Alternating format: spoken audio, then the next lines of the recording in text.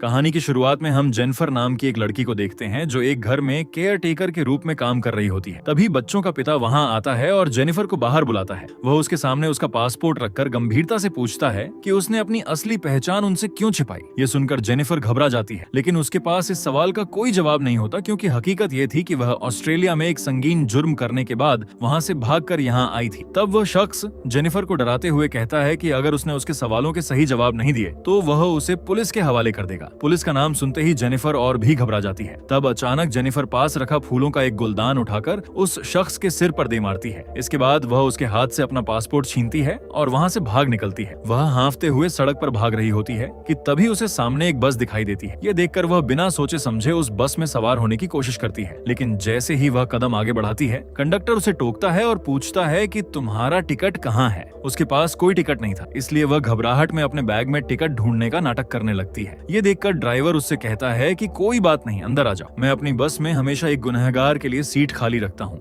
ये सुनकर जेनिफर को कंडक्टर की बात बेहद अजीब लगती है, लेकिन तभी कंडक्टर हंसते हुए कहता है कि यह तो बस उसका एक मजाक था। तब जेनिफर राहत की सांस लेते हुए बस के अंदर चली जाती है, लेकिन वह इस खौफनाक हकीकत से बिल्कुल अनजान थी कि यह बस उसे सीधे जहन्नुम के रास्ते पर ले जा रही है। अब बस का ड्राइवर अपना परिचय सबसे करवाता है कि उसका नाम एब है। फिर वह सबको बताता है कि वह उन्हें इस शहर के हर विंडमिल की सैर करवाएगा, जिसके बाद वह अपनी ड्राइविंग सीट पर बैठता है और बस को वहां से आगे बढ़ा देता है। फिर कुछ देर के बाद बस एक विशाल विंडमिल के पास रुकती है। सभी मुसाफिर बाहर उतरकर तस्वीरें लेने लगते हैं और खुशनुमा माहौल का लुत्फ उठाते हैं। सैर सपाटे के बाद जब सब वापस बस में आकर बैठ जाते हैं, तभी जेनिफर की जेब से उसकी दवा की शीशी नीचे गिर जाती है। ये देखकर पास ही बैठा एक शख्स उसे उठाता है और उसे गौर से देखता है। फिर जेनिफर की तरफ देखकर खामोशी से उसे वापस लौटा देता है, जिसके बाद बस फिर से अपने सफर पर निकल पड़ती है। लेकिन तभी जेनिफर की आंख लग जाती है और उसे एक भयानक ख्वाब आता है। ख्वाब में वो अपने वालिद को देखती है जो उसे बेरहमी से पीटता हुआ नजर आता है। ये मंजर देखकर वो खौफ के मारे हड़बड़ाकर जाग जाती है, लेकिन तभी उसकी नजर बस के ठीक सामने पड़ती है, जहां उसे साक्षात अपने वालिद खड़े दिखाई देते हैं। अब ये देखते ही जेनिफर चीख पड़ती है और ड्राइवर से बस रोकने के लिए कहती है। बस के रुकते ही वह बाकी मुसाफिरों से पूछती है कि क्या किसी और ने भी उस शख्स को देखा था,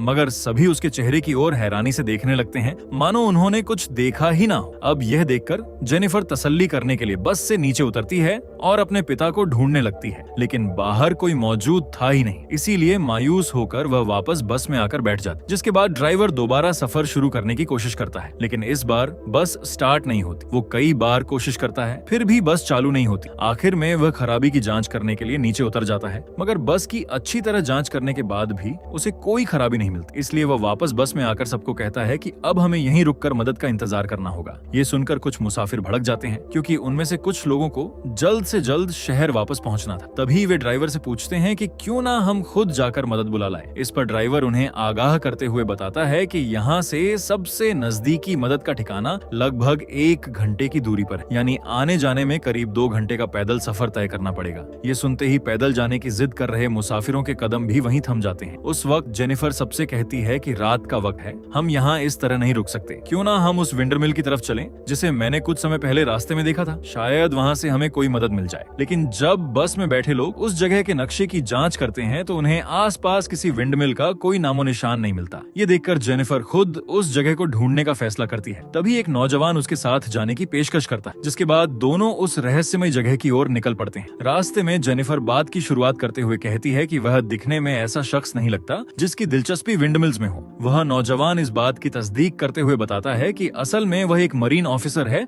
और कुछ ही दिनों में उसकी नई पोस्टिंग होने वाली है, इसलिए अपनी ड्यूटी पर रवाना होने से पहले वह फुर्सत के कुछ पल बिताने इस शहर की सैर पर निकला था। अब वे आपस में बात कर ही रहे होते हैं कि अचानक आदमी की नजर जमीन पर पड़े जूतों की एक जोड़ी पर पड़ती है। वह हूबहू वैसे ही जूते थे जिन्हें वह हमेशा से पाना चाहता था, इसलिए वह जैसे ही उन जूतों को उठाता है, उसके जहन में एक खौफनाक अतीत कौंध जाता है, जहां वह एक बेकसूर औरत पर बेरहमी से हमला करता हुआ नजर आता है। जेनिफर उसकी बदली हुई हालत देखकर पूछती है कि क्या हुआ है, मगर इससे पहले कि वह आदमी कुछ कह पाता, अचानक उस पर एक जानलेवा हमला होता है और जेनिफर के सामने ही उसके दोनों पैर धड़ से अलग कर दिए जाते हैं। खौफ के मारे जेनिफर की घिघी बंद जाती है। तभी उसकी नजर सामने से दारती लेकर आते हुए एक साई पर पड़ती है। इस खौफनाक मंजर को देखकर जेनिफर बुरी तरह दहशत में आ जाती है और जान बचाकर वापस बस की तरफ भागती है। वह हांफते हुए बस में पहुंचती है और सबको बताती है कि उसने बाहर क्या देखा, लेकिन उसकी इस अजीबोगरीब बात पर कोई यकीन नहीं करता। तभी मुसाफिरों में से एक शख्स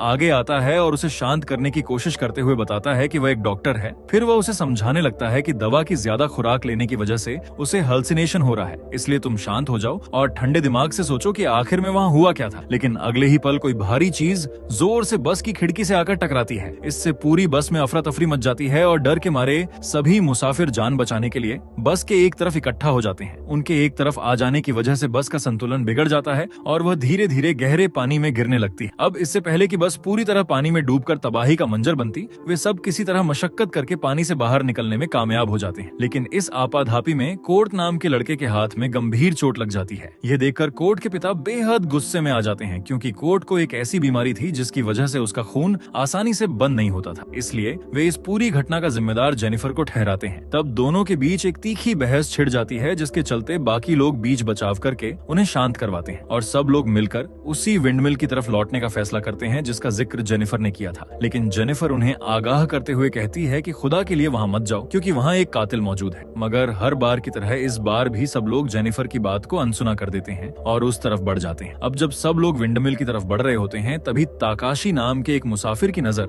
जंगलों में अपने पालतू कुत्ते पर पड़ती है। ये देखकर वह हैरान था कि उसका कुत्ता इस अजनबी जगह पर कैसे आ सकता है, लेकिन वह बिना सोचे समझे उसके पीछे भागने लगता है और अचानक उसके आसपास की दुनिया पूरी तरह बदल जाती है। वह जगह उसे जानी पहचानी सी लगती है, जहाँ एक कुर्सी रखी थी जो कभी उसकी दादी की हुआ करती थी। फिर वह उस कुर्सी के करीब जाता है तो देखता है कि वहाँ साक्षात उसकी दादी बैठी थी। ये देखकर वह रोते हुए अपनी दादी से माफी मांगने लगता है और पश्चाताप करते हुए कहता है कि मैंने आखिरी वक्त में आपका साथ छोड़ दिया था। अब वह रोते हुए अपने इस गम में डूबा ही था कि पीछे से वह रहस्यमय कातिल वहाँ आ पहुँचता है और अगले ही पल सीन कट होकर बाकी मुसाफिरों के पास चला जाता है, जो अब विंडमिल के पास पहुँच चुके थे। तभी ड्राइवर सबको एक जगह रुकने के लिए कहता है और खुद आसपास का मुआयना करने निकल जाता है। इस बीच डॉक्टर कूपर कोर्ट के जख्मों की पट्टी करते हैं और उसके पिता को डांस बंधाते हैं कि उसका बेटा जल्द ही ठीक हो जाए। तभी जेनिफर का ध्यान इस बात पर जाता है कि ताकाशी गायब है, वही शख्स जो अपने कुत्ते के पीछे भागा था। ये सुनते ही सब लोग खौफजदा हो जाते हैं और आपस में बहस करने लगते हैं। इसी बहस के दौरान ड्राइवर को वहाँ एक सदी पुराना दस्तावेज मिलता है, जिसमें एक आटा पीसने वाले मिलर को मिली मौत की सजा का जिक्र था। वह सभी मुसाफिरों को एक जगह इकट्ठा करता है और फिर उन्हें बताता है कि उस मिलर को मौत की सजा इसलिए सुनाई गई थी क्योंकि उस पर शैतान के साथ सौदा करने का संगीन इल्जाम था। ये सुनकर कोर्ट के पिता इस बात को बकवास बताते हुए ड्राइवर को ऐसी अजीबोगरीब बातें न करने की हिदायत देते हैं, क्योंकि उनके मुताबिक हकीकत में कोई मॉन्स्टर नहीं होता। मगर डॉक्टर कूपर को उस कहानी में दिलचस्पी महसूस होती है और वह उसे आगे बढ़ने लगते हैं, जिसमें लिखा था कि उस मिलर ने अपनी रूह का सौदा शैतान से सिर्फ इसलिए किया था ताकि उसकी विंडमिल बिना हवा के भी चल सके। लेकिन एक दिन एक गांव वाले को मिलर के आटे की बोरी में इंसानी दांत दिखाई दिया, जिससे उसे मिलर की नियत पर शक हुआ। तब से उसने छिपकर मिलर पर नजर रखी और जहां उसने एक खौफनाक मंजर देखा, वह मिलर अपनी चक्की में इंसानी हड्डियों को पीस रहा था। ये देखकर उसने फौरन गांव वालों को यह बात बताई, जिसके बाद गुस्से में आए गांव वालों ने मिल पर हमला करके उसे आग के हवाले कर दिया। उस वक्त वो मिलर अंदर ही मौजूद था और जिंदा जलकर राख हो गया। यह खौफनाक दास्तान पढ़ने के बाद उन सबका ध्यान इस बात पर जाता है कि जिस विंडमिल के अंदर वे खड़े हैं वह कहीं से भी जली हुई नहीं दिखती। इसका मतलब यह था कि रास्ते में जेनिफर को जो विंडमिल दिखाई दी थी, यह खौफनाक दास्तान असल में उसी की थी। अब इसी बात को लेकर वे सब गहरी सोच में पड़ जाते हैं कि यह कहानी वाकई सच है या महज एक अफवाह। लेकिन तभी एक बार फिर कोर्ट के पिता गुस्से में आकर इस सारी मुसीबत का जिम्मेदार जेनिफर को ठहराने लगे। अब इस जिल्लत से तंग आकर जेनिफर रोते हुए मिल से बाहर भाग जाती है और डॉक्टर कूपर उसे संभालने के लिए उसके पीछे जाते हैं। जब डॉक्टर कूपर उसे समझाने की कोशिश करते हैं तो जेनिफर उन्हें ही कसूरवार ठहराती है कि उन्होंने सबके सामने उसे पागल साबित कर दिया, जिससे सब उसके खिलाफ हो गए। तभी कूपर बड़ी नरमी से पूछते हैं कि क्या तुम्हें सच में हेलुसिनेशंस नहीं होते? जेनिफर जवाब देती है कि होते हैं, लेकिन इसके बावजूद वह कातिल महज मेरा वहम नहीं बल्कि हकीकत है। वह आगे कहती है कि मुझे लगता है कि वह कातिल कोई और नहीं बल्कि मेरे वालिद हैं, जिनकी बरसों पहले मौत हो चुकी है। अब वे इस विषय पर बात ही कर रहे होते हैं कि तभी डॉक्टर कूपर को झाड़ियों में किसी की आहट सुनाई देती है। वह आवाज उन्हें जानी पहचानी सी लगती है, इसलिए वे अकेले ही उसकी दिशा में बढ़ जाते, जहाँ पहुंचकर उन्हें जंगल के बीच एक औरत लेटी हुई मिलती है। अब जैसे ही वे उसके करीब पहुंचते हैं, वह औरत होश में आकर अपनी मौत का जिम्मेदार डॉक्टर कूपर को ठहराने लगती है। इस पर डॉक्टर कूपर सफाई देते हुए कहते हैं कि वह महज एक एक्सीडेंट था जिसकी वजह से तुम्हारी मौत हुई, लेकिन इससे पहले कि वे अपना पछतावा पूरी तरह जाहिर कर पाते, अचानक वह रहस्यमय कातिल वहां आ धमकता है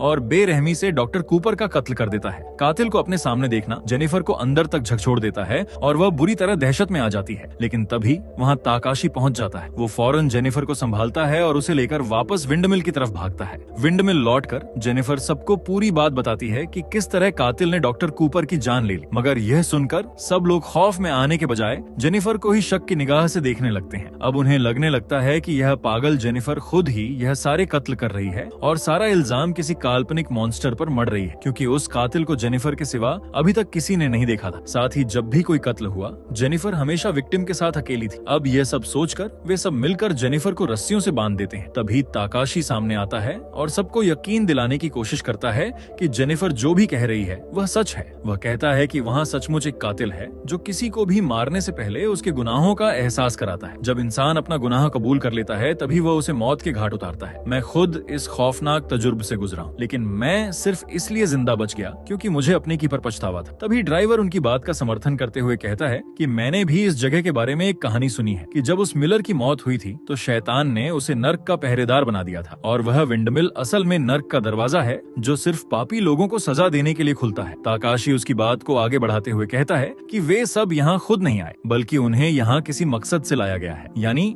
यहाँ जितने भी लोग मौजूद हैं उन सब ने कोई ना कोई ऐसा पाप किया है जिसकी सजा देने के लिए यह नर्क का दरवाजा खुला है। अब यह सब सुनकर बाकी लोग गहरी सोच में पड़ जाते हैं, क्योंकि उन्होंने अब तक अपनी आंखों से कोई अलौकिक घटना नहीं देखी थी। इसलिए वहाँ मौजूद कोई भी उसकी बात पर यकीन नहीं करता और वे जेनिफर को बंधा हुआ ही रहने देते हैं। लेकिन यही उनकी सबसे बड़ी भूल साबित होती है, क्योंकि वह खौफनाक मॉन्स्टर सचमुच हकीकत वह ठीक उसी वक्त डॉक्टर कूपर की लाश को घसीटते हुए उनके ठीक बगल में मौजूद विंडमिल के ऊपरी हिस्से में ले जाता है और उसके खून को चारों तरफ टपकाने लगता है। फिर वह इंसानी खून उस मिल के लिए किसी ईंधन का काम करता है, जिससे वह रुकी हुई विंडमिल दोबारा घूमने लगती है। और ये बात जेनिफर देख लेती है और तुरंत बाकी सबको इस बारे में आगाह करती है। तभी कोड के पिता की नजर भी घूमती हुई विंडमिल पर पड़ती है, लेकिन उसे इस खौफनाक मंजर में एक उम्मीद दिखाई देती है। उसे लगता है कि वहाँ जरूर कोई इंसान मौजूद है जो मिल चला रहा है। इसीलिए वो ड्राइवर से कहता है कि उन्हें फौरन वहाँ जाकर उससे मदद मांगनी चाहिए। ड्राइवर भी उसकी इस बात के लिए तैयार हो जाता है और दोनों मिलकर उस जगह की ओर निकल पड़ता। अब उनके जाने के बाद कोर्ट वहाँ बैठी एक औरत से पूछता है कि क्या तुम्हें ताकाशी और जेनिफर की बातों पर यकीन है। वह औरत जवाब देती है कि मैं पक्के तौर पर तो नहीं कह सकती, लेकिन मुझे लगता है कि वे सच कह रहे हैं, क्योंकि अतीत में नौकरी में तरक्की पाने के लिए